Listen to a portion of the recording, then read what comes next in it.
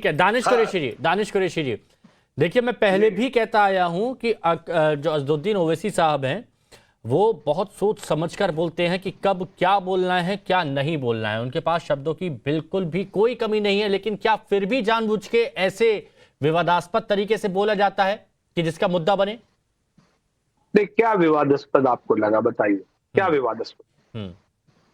पतंग की बात करना है कि बाकी के सारे चिन्ह निशान के चिन्ह जो है उनको काट दिया जाए, तो उसमें क्या विवादास्पद है बताइए। हम हमारे प्रचार, हमारा जो सिंबल है उसका प्रचार भी ना करें, आप ये कहना चाहते हैं हिमांशु जी? नहीं नहीं नहीं, आप बिल्कुल प्रचार करिए, लेकिन जब पिछली बार जब एक शॉप पर गए थे वहां पर कहा था कि काटते रहिए काटते रहिए, हालांकि वहां पर भी कुछ और काम हो रहा था। आज भी यहां पर उन्होंने बोला कि सबको काटने का है, फिर तुरंत हंसी मजाक वाले लहजे में अरे पतंग की बात कर रहा हूं मैं तो, पतंग की। मतलब वो आप समझिए कि कब तंज मारा जाता है, कब कटाक्ष किया जाता है, तो ये क्यों करना, जबकि आपके पास और भी अच्छी खासियत है।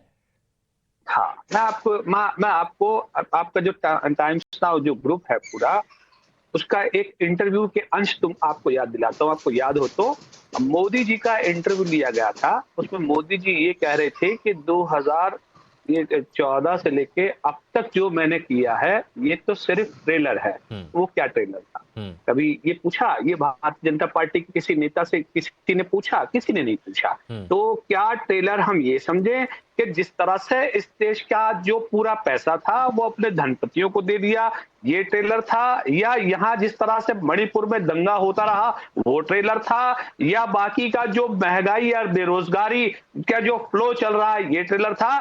तो तर्क और वितर्क, आपका तर्क कुछ हो सकता है, मेरे लिए तो मेरे सदर ने जो बोला है बारिश असदुद्दीन ओवैसी साहब ने, वो शब्दों का चयन बिल्कुल परफेक्ट है। और मुझे लगता है कि हम अपने चुनाव चिन्ह को लेकर के सीरियस हैं। और अच्छा, वही बात उन्होंने कही। अब जिनके दिल में चोर है, सुन लीजिए, सुनिए 10 सेकंड, जिनके दिल में चोर है उनको ऐसा लगता है कि पतंग ना होकर कुछ और काटने की बात कर रहे हैं, तो उनके जहन में ही काट मारे, क्योंकि वो तो खुद कहते हैं कि कटेंगे बटेंगे, तो वो खुद कहते हैं। अब दानिश कुरैशी जी एक बात बताइएगा कि जब हैदराबाद में चुनाव प्रचार चल रहा था, सुनिए ना, जब हैदराबाद में चुनाव प्रचार चल रहा था, माधवी लता आसमान की तरफ ऐसे करती हैं, तो वहां पर तो आप लोगों ने मुद्दा बनाया था कि ये मस्जिद की ओर इशारा कर रहे हैं, तब क्या आपके दिल में चोट था?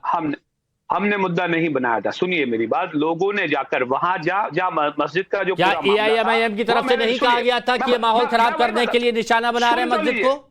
अरे सुनिए तो, पूरी बात तो सुनिए। मैं ये कह रहा हूं कि बैरिस्टर असदुद्दीन ओवैसी वहां कैंडिडेट थे, और जिस मस्जिद की तरफ करके इशारा किया गया था वहां के मैनेजमेंट ने, अब आप देखिए, अब आपने फिर कहा ना कि मस्जिद की तरफ इशारा किया गया था, तो आपने तो सुनिए मेरी बात तो सुनिए। तो अब आपके दिल में चोर है क्या? पूरी बात सुनिए, मैं आपको बताऊं। वहां के मैनेजमेंट ने जाके असदुद्दीन ओवैसी साहब से कहा कि भाई इस तरीके की एक घटना घटी है, तब लोगों की बात को लेकर जाके कंप्लेन की गई मजलिस की तरफ से।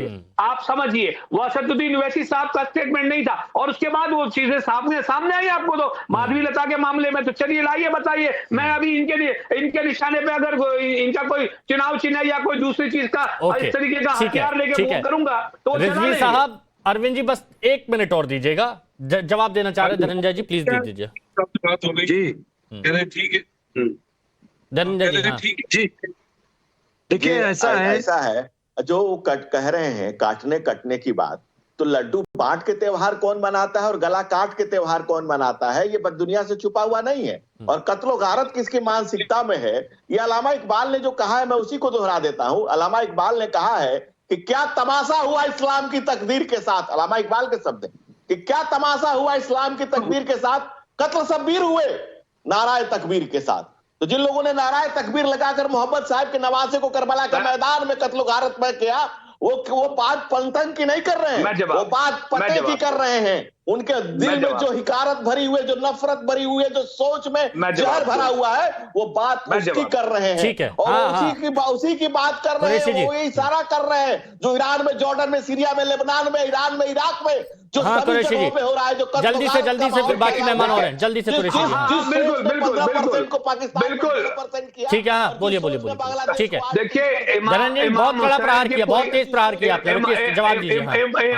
अरे इमाम हुसैन के और उनके साथियों के साथ जिस तरीके की कोशिश की गई, भारत में हम ये भारतीय जनता पार्टी के लोगों को कुछ नहीं करने देंगे इंशाल्लाह। और सुनिए, इससे आगे मैं आपको एक बात बता दूं, लड्डू कौन बांटता है? जब गुजरात के अंदर में बिल्किस बानो का रेप होता है, उसके ऊपर सजा पे जो है वो मिलती है, तब फूल और हार और लड्डू भारतीय जनता पार्टी के लोग बांटते हैं। तो याद रखिएगा, ये काम महिलाओं के साथ में बलात्कार वाली पार्टी। अरे देखिए, इंटरप्ट मत करिए। देखिए, हिमांशु जी से गए इंटरप्ट ना करें, वो बोल लेते हैं तो हम सुन रहे हैं। कसाब नहीं, ऐसे नहीं होगा, ऐसे नहीं होता हिमांशु, ऐसे नहीं होता। ये बिलबिलाहट को उसके समाप्त करने वाली सरकार है, ये बिरयानी खिलाने वाली सरकार नहीं है, ये बिलबिलाहट को कंट्रोल करने वाली सरकार है। बहुत हो गया तमाशा, अब ये तमाशा ये और देश देखने को तैयार नहीं है। ये नई पीढ़ी सब जान रही है कि मुनाफत कितनी, मक्कारी कितनी, हिकारत कितनी है।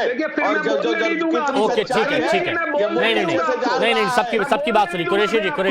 कुरैशी जी सुनिए, आपकी बात, आपने बिल्किस बानो वाला मुद्दा उठाया, समझा, वो बात सबने सुनी। अब मैं रिजवी साहब से बात कर लेता हूँ।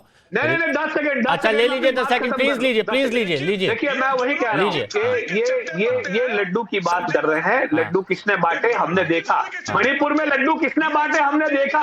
बहनों की इज्जत अजमत रेशा हो गई, इनको शर्म नहीं आई। और ये लड्डू इन्होंने बांटे, ये भारतीय जनता पार्टी के लोग हैं, ये इनका चरित्र है।